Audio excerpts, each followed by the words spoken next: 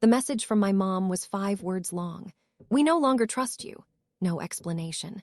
No accusation I could defend myself against. Just a digital door slammed in my face. I stared at it for a full minute, reread it twice, then typed back the only response that felt honest and safe. Understood. I didn't argue. I didn't ask why. I didn't beg. I put my phone down and went back to work, assuming that was the end of it. 2 days later, I learned how wrong I was when a lawyer I'd never met left me a voicemail that sounded like panic barely held together. For context, my family has always been complicated. From the outside, we looked solid. Suburban house, holiday photos, polite smiles. Inside, everything ran on unspoken rules. My mom controlled information like currency. My stepdad controlled money. Trust in our family didn't mean honesty, it meant obedience. You were trusted as long as you didn't ask questions that made them uncomfortable. I was the oldest, which meant I was the test case. The one expected to succeed quietly, help when asked, and never need anything in return.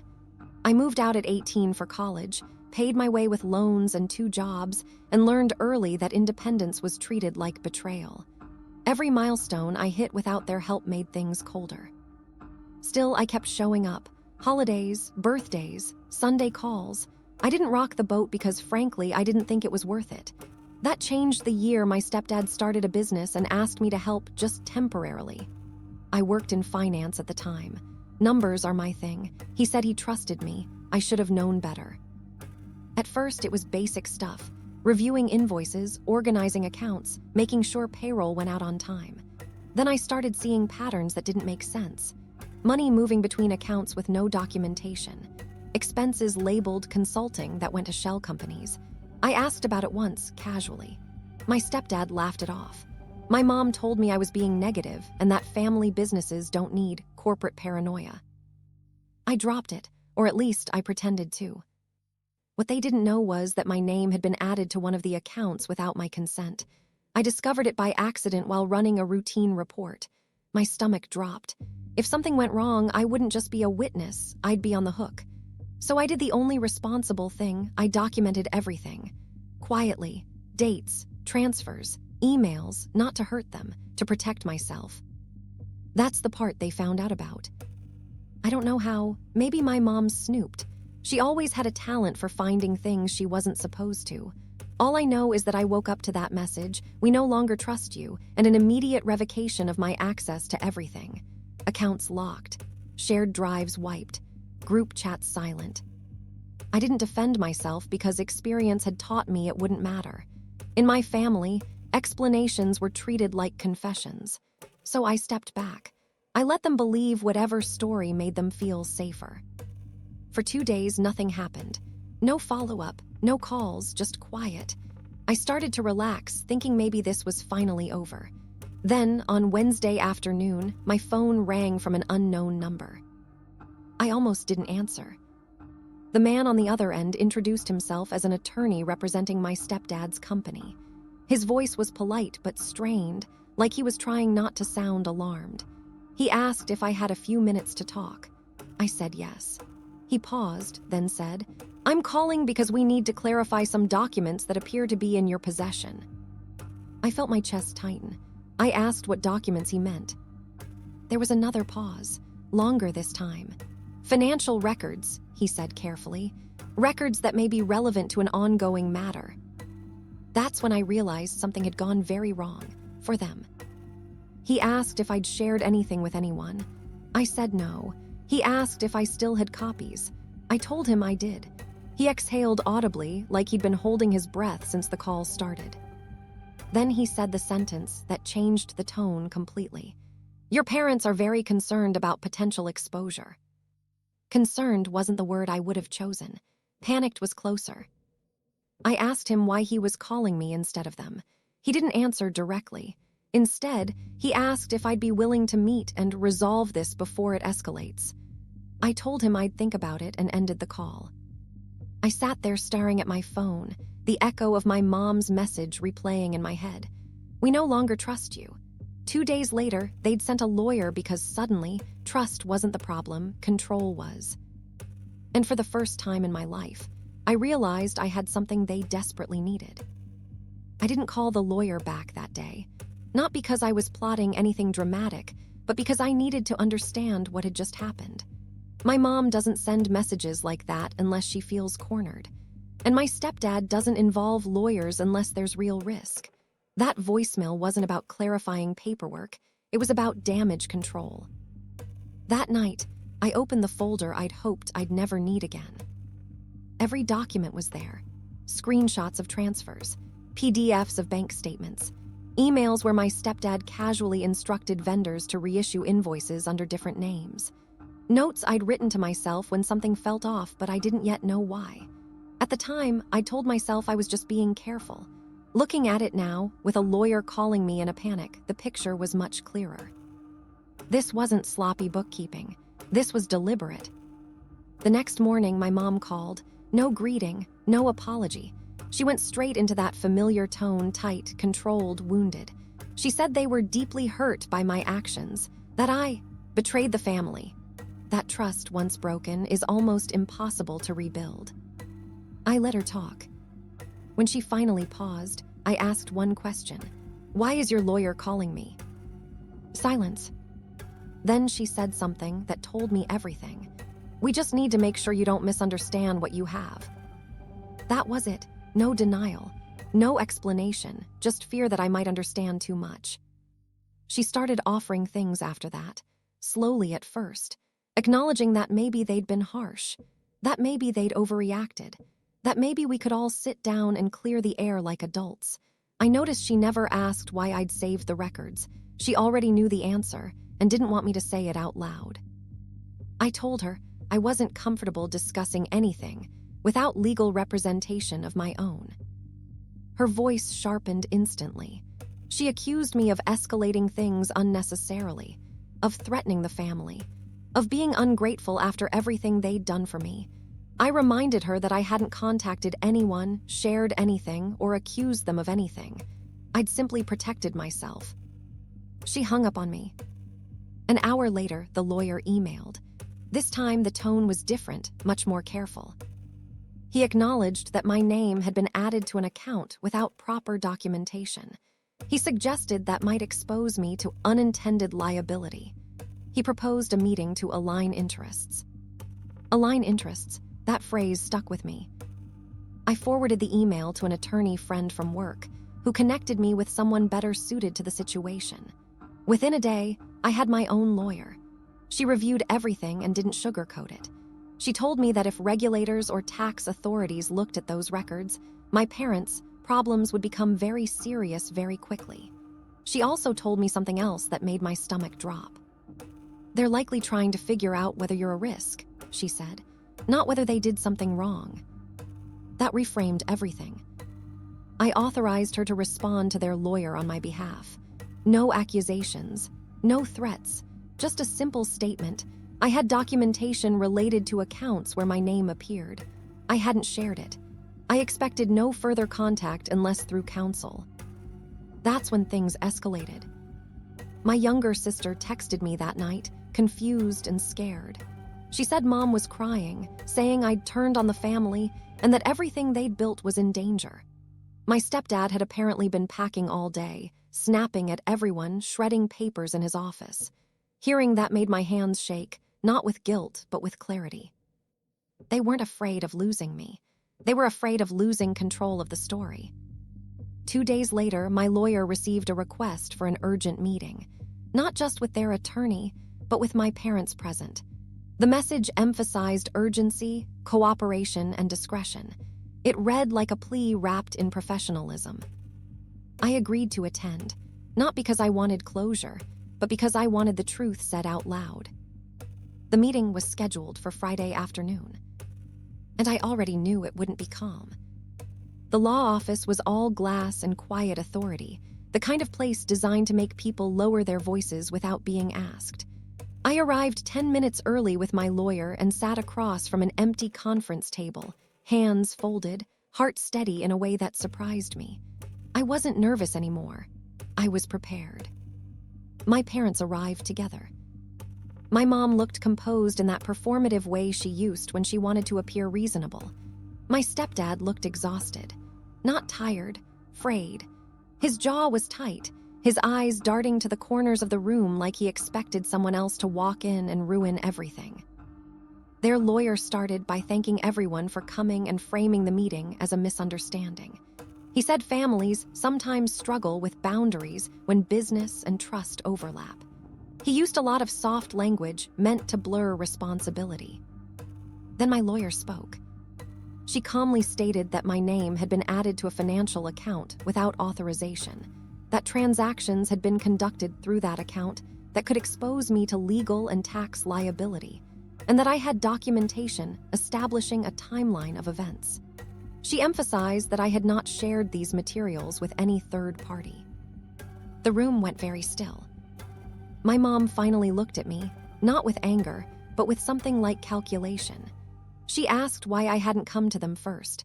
I told her the truth, because every time I'd asked questions before, I'd been told to stop being difficult. I said I didn't feel safe raising concerns when my financial future could be on the line.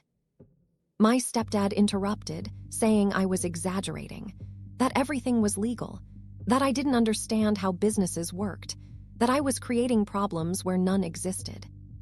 So my lawyer asked a simple question. Then, why did you revoke her access and send a message saying you no longer trusted her? He opened his mouth, closed it, looked at his attorney. The explanation that followed was painful to watch. They claimed they'd been alarmed by my record-keeping, that it felt like surveillance, that they worried I might misinterpret things and overreact.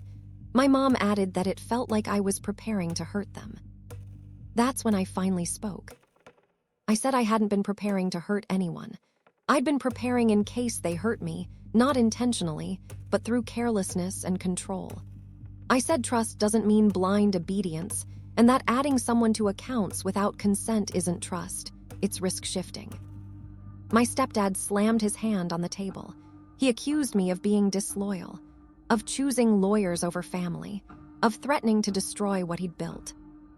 And that was the moment everything broke open. His own lawyer cut him off. He told my stepdad, firmly, to lower his voice. Then he said something that made my mom's face go white. He said that if the documentation I had was as thorough as described, and if any external agency became involved, there could be serious consequences. He said their priority right now should be limiting exposure. Not reconciliation, not trust, exposure. My mom started crying, real tears this time. She said she didn't recognize me anymore, that I'd changed. That success had made me cold. I told her I'd changed, because I'd learned to protect myself. The meeting ended with no hugs, no apologies, no resolution. Just a tentative agreement. My name would be formally removed from all accounts, documented in writing. In exchange, I would not disclose any materials unless legally required. As we stood to leave, my stepdad looked at me and said quietly, "You didn't have to do this." I looked him in the eye and said, "Neither did you." Walking out of that office, I felt something I hadn't expected, grief. Not for the relationship we'd lost that day, but for the one I'd thought we had. Later that night, my sister called me again. She whispered like someone might be listening. She said our parents were fighting, that my stepdad was blaming my mom for raising me wrong, that they were talking about selling assets just in case. That's when I realized the fallout was only beginning. The week after the meeting felt like standing in the quiet after an explosion. No sound, but debris everywhere. My lawyer finalized the paperwork removing my name from every account tied to my stepdad's business. Each document arrived with a new confirmation, a new signature, a new reminder that none of this had been accidental. They'd moved quickly, efficiently, like people who knew exactly what they were afraid of. My mom didn't contact me at all. Instead, relatives did. An aunt messaged me saying I'd broken my mother's heart. A cousin warned me that I'd gone too far and that family matters should stay private. None of them asked what actually happened. They'd already chosen the version that was easiest to digest, that I'd betrayed my parents over money. What they didn't know was that money was never the point. Control was. My sister filled in the gaps when she could. She said our stepdad had become obsessed with risk. He was moving funds. closing accounts, rewriting histories. He told everyone it was about streamlining, but the tension in the house was constant. My mom had started monitoring conversations, asking who talked to whom, what was said. The irony would have been funny if it hadn't been so familiar. Then something unexpected happened. Their lawyer contacted mine again, not to threaten, but to ask for reassurance. He wanted written confirmation that I hadn't backed up the documents elsewhere. He wanted to know if I'd spoken to any accountants or regulators in the past. He wanted certainty. My lawyer declined to provide anything beyond what had already been agreed to. That's when my mom finally called. She sounded tired, smaller. She said she felt like she was losing her family, that she didn't understand why things had escalated so fast. She asked if I could just promise that I wouldn't ruin them. I told her I never wanted to ruin anyone. I told her I'd only ever wanted to not be collateral damage. I said the reason this felt like a betrayal to her was because she'd mistaken compliance for love. She didn't argue. She just said, "I wish you trusted us." I almost laughed. Instead, I said, "I did, that's why this hurts." After that call, I went no contact. Not out of anger, but out of necessity. Every interaction had become a negotiation. Every word felt like it could be twisted into leverage. I needed space to remember who I was outside of their fear. A month later, my sister told me the business was quietly being restructured. Partners were being bought out. A new accounting firm had been hired. Nothing public, nothing official, just a slow retreat from the edge. Then came the final twist. One evening, my lawyer forwarded me an email, a formal notice from my stepdad's company stating that I was released from any past, present, or future liability related to their financial operations. Signed, notarized, unambiguous. They were done trying to manage me. They were trying to survive. Reading that, I felt a strange mix of relief and sadness. I'd won safety, but lost the illusion that my parents ever saw me as anything other than an extension of their needs. The last thing my sister told me still echoes in my head. She said our mom had admitted something during a late-night argument. She said she'd always been afraid I'd see through them, that my questions scared her, that when I started keeping records, it confirmed her worst fear, that I wasn't controllable anymore. That wasn't betrayal. That was growth. Going no contact didn't feel dramatic. There was no big announcement, no final message. I just stopped reaching out, and this time no one chased me. That silence said more than any argument ever could. When control was no longer possible, connection lost its value.